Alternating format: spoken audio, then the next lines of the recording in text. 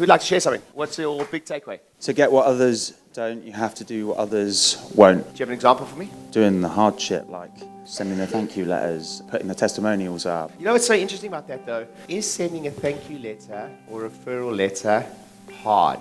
No. No. It takes work. No, not even that. You know, it's interesting. It's like, it's simple, yes? Yeah.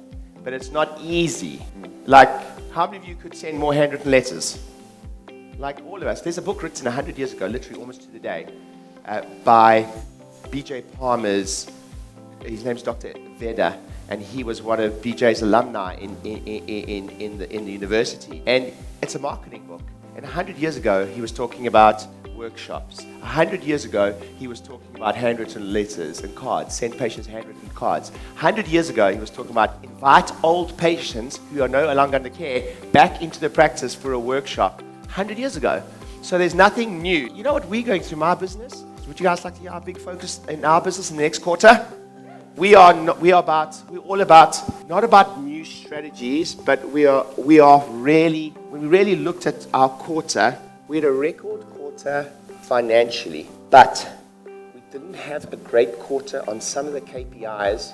And you know when you notice, it's like, let's say some of your KPIs are, I need 5 workshops booked this quarter. If you don't hit the KPI, it doesn't affect you this quarter. When does it affect you? There's a few KPIs we hit. We're like, good. You know, they say only the paranoid survive, you know? And I was like, yeah, so that was the thing. It was like, okay.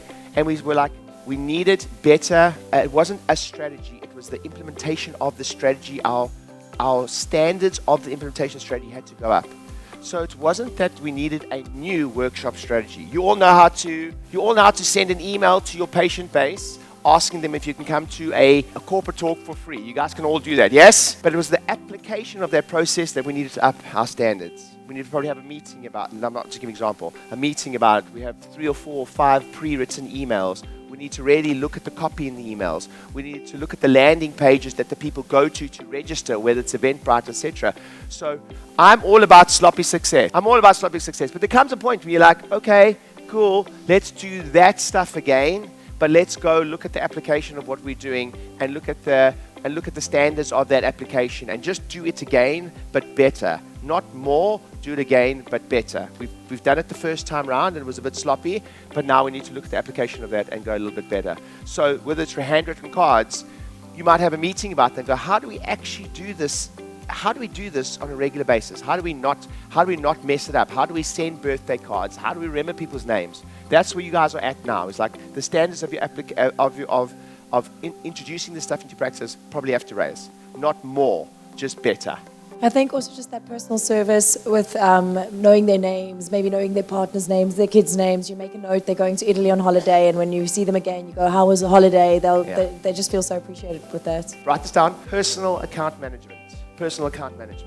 So every single person, we want to try and remember something like interesting about them. I thought it was really interesting to talk about not talking about pain with the client at the front desk. Yeah. Before they go into their adjustment, yeah, because it stiffens them up even more. Yeah. So, and how to word the conversation. Yeah. To avoid that. Yeah, I know, because I mean, we're mostly European or British. It's the same thing, really. What do we love to talk about? The weather, right? Or something like that. And so here's some examples for you. They talk about like, are you just talking about the weather in the practice? And we will be in there. Okay. The other thing is the radio playing? So is the radio playing in the practice? Okay. Now, imagine you're just about to go into a healing space. Face down. Everyone say we change lives. They hear that. They lie down and on the news, breaking news, Donald Trump assassination attempt. True story, yeah? You guys know yesterday. Yesterday, go check the news. There was an assassination attempt on him. There's a picture of him with blood on his face and everything like that. But now imagine you go through that process and you're just about to go into a healing environment and all you hear, breaking news, 20 fatalities in M25 crash. Now, when I hated it when I was adjusting and the news would come on or something like when we did radio, I was like, oh, killer. All these little things. Now, if something as simple as a statement of saying to a patient, everything you've come here with before has healed. Yes, well, this is no different.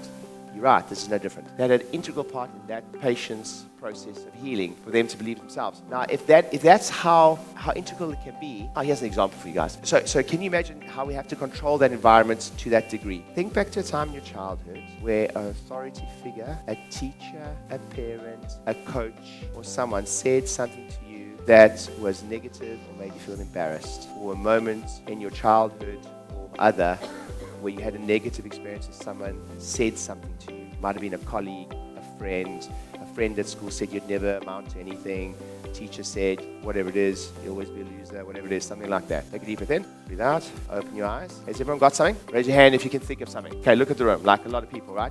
That was just one sentence that was said to you that you think's not, that shouldn't have been that impactful, but you get to do that on the reverse side of it, where someone really needs hope, and you can say one thing, you can look them in the eye and say, we help people like you every day. So there's a chance, so you can help me. Everyone say yes. That's what you can say at the front desk, and that's what you can say, and you can say, and you can say. That can start their process down healing. Hey, real quick, if you're enjoying this video and you'd like to see more content like this, please do me a favor. Just smash that like button, comment down below, or subscribe, and make sure you turn your notifications on so you can see more content just like this.